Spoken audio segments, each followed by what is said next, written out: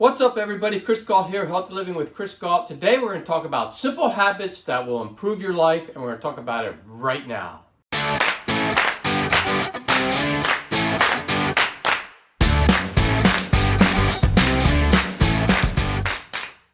Make sure you watch the full video so you get the full effect. I'm going to go over a few tips. They kind of tie together, so make sure that you watch the full video, and that way you'll know what to do. And also make sure you take action, because remember Newton's law that a body at rest stays at rest, and a body in motion stays in motion unless a force is acted upon it. Basically what that means is if you are stagnant in your life, or you are moving in a direction that you don't want to be going, then you have to actually physically change something in your life to change that course. Let's dive in. Get in the habit of asking yourself first before seeking advice from others. So what I mean from that is, and I just did a video on this a little while ago, but basically what I mean by that is you know yourself more than others know you. It doesn't make sense. Like, let's say if you want to go for a job, let's say you get a promotion or you get a job offer, or do you take that job offer, or do you want to get a new dining room table? We tend to go out and we ask advice of people. Do you like this one? Do you think I should go for this job? Should I do this?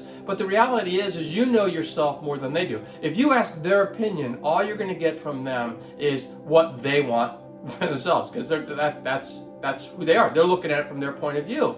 When it comes to making decisions for your life, like let's say which car should I buy, you really need to ask yourself first, which car do I like? Go that way, and you're gonna be much better off, because you're gonna be making decisions for yourself instead of relying on others to make decisions for you. The next one is to consume self-improvement material every day, and I think about 10 minutes a day is a good number for people who are really busy. Obviously, if you have time, you can do more than that. That's fantastic. What I would recommend though is not trying to bite off so much. Like, don't try to do a couple of hours if you haven't done that already, and then you're going to try to do something that's not sustainable. So try to do something that's sustainable. 10 minutes a day may not sound like a whole lot, but if you do that every day, that's 3,650 minutes, or basically 61 hours of material every year that you wouldn't have if you didn't do it at all. And all it is 10 minutes. And I think that everybody should be able to find 10 minutes of their life to be able to do it. So it's very sustainable to do it. I also recommend reading over other things, and I know the physical act of reading, because that's an activity. You have to act. It's actually a physical activity where you're actually reading. You're doing work there, and you're absorbing the material better. And I'm saying if you can't do that, then obviously audiobooks, videos like this one, they're all great too. So I'm not cracking on videos, because that's what I do. But a lot of times, especially with audiobooks, at least what I find in my own personal experience, is that I will not necessarily pay attention to the audiobook. So I'll hear it, but then I'm doing something else. So the audiobook is going, and maybe I'm rearranging papers on my desk, or I'm putting dishes away, or I'm taking care of the kids, whatever, doing something where I am not necessarily paying 100% attention to the audiobook. And that's why I think reading is better, because it has your full undivided attention typically. And because it's not being pushed at you, you're actually having to pull it in. But that's why I would recommend reading over audiobooks and videos. But again, not all of us have that ability, because we are doing something. We're going to do it in the car when we're driving. Just try to keep some of your mind focused on that audiobook as well, whatever activity you're doing, so that way you're actually getting the benefit from it, because just hearing it, not listening to it, isn't doing you any good. Now this one might sound corny, but try to smile and say hello to everyone you meet. So when you're passing people by, try to do that.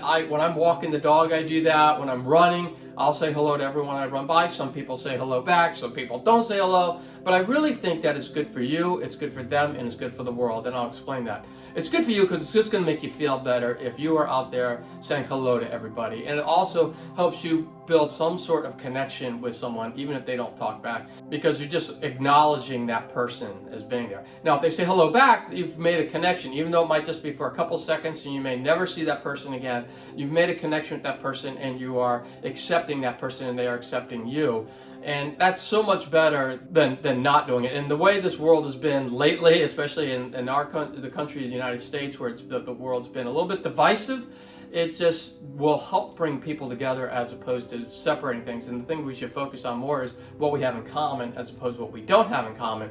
And just saying hello and acknowledging that person is a good way to go. The next one is to be more minimalist. And when I say that, I'm not saying to move out of your house and get into a tiny house, get rid of everything you own, don't even have running water and have a compost toilet. I'm not saying to do any of that kind of stuff. I'm not going to do that.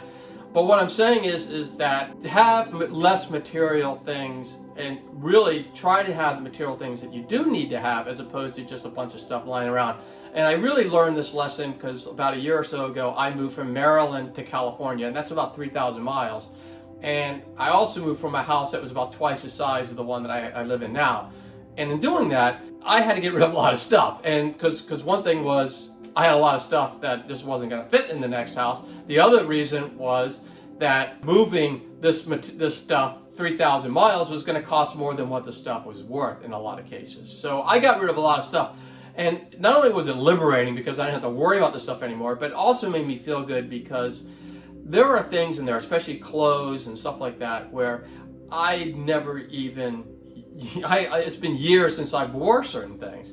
And it still fit and everything, but I knew that I probably would never wear these things again. So why not get it out to someone who probably would wear it? Some of it were suits and things like that, because I did go from a corporate job to when I owned my running store, I didn't have to ever wear a suit except for certain occasions, which is very minimal. So I actually could get rid of a lot of my suits, and I did that. So I would suggest, look at your clothes, look at all your stuff, and look at what you need and what you don't need, and just get rid of the stuff that you don't need. Another example is I had 12 guitars hanging up on the wall, and I really didn't need all those guitars, and I rarely played some of them. I only really played 2 or 3 of them. And what I did is I got rid of all my guitars before moving out here except for 3 of them. So I have an electric, an acoustic, and a bass, and that's it. That's more than enough, and I still rarely play them, to tell you the truth. But now I felt better because now somebody else was using those instruments as opposed to them just sitting in my house on the wall looking good. So I would just recommend reducing things. And then what you do when you do that is you get rid of the material stuff and you don't buy that material stuff. You can save some money, and that money can be used for experiences, because I think experiences are always going to be so much better than material stuff. And when I say that, I mean like go travel the world. And I've been blessed. I've traveled a lot of the world, and it's amazing how you can meet different people and see their different customs, and you see how people are really all the same as in their people, but they also have different ways of life, and it's just really mind-opening when you see that. And I would just recommend everyone do that. And I think it'd be a much better world too, because we can all learn from each other, and we can all see that everyone is basically human and wants the same things. They might do things a little bit differently, which are pretty cool. They might eat different foods and all that, but it's all really neat, and it's great stuff to experience. And those experiences are going to last longer with you than this material stuff that you have lying around the house that doesn't do anything. The next one is do something for yourself every day. And I'm talking about taking about 30 minutes to an hour out that's just dedicated to you. And I know some people say things like, well, I don't have time to do this, or I don't have time to do that. I have to take care of the kids, I have to take care of my spouse,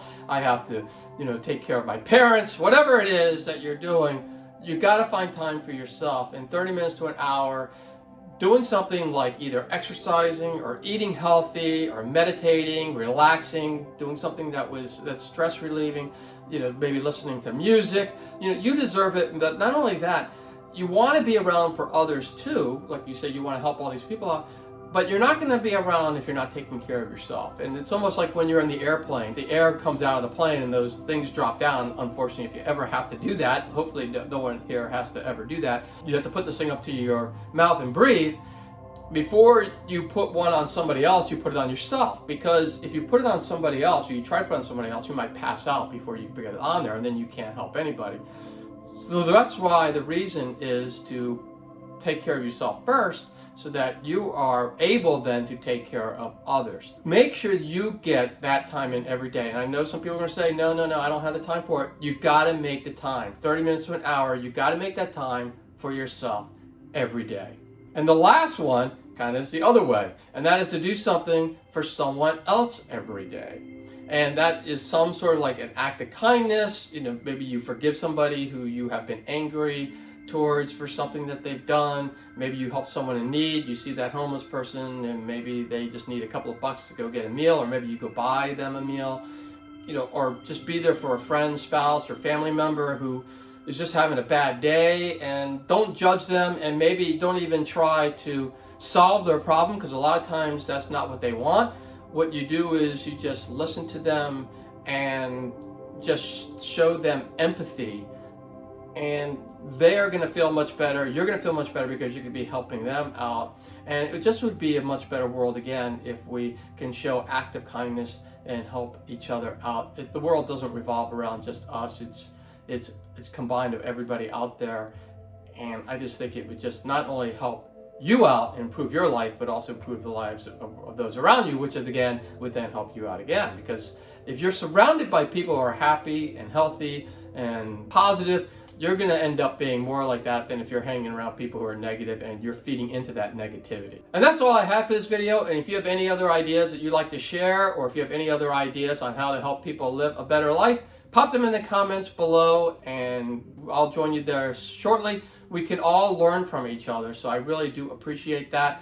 And all I ask is that you are respectful in the comments and uplifting and helpful, and stay away from the negativity, because we don't need any of that. This channel is built to help build people up as opposed to tear them down. So keep that in mind when you're popping the comments, and I would really appreciate it. And if you like the video, make sure you give it a thumbs up, and that way YouTube knows to push this video out to others who can benefit from it.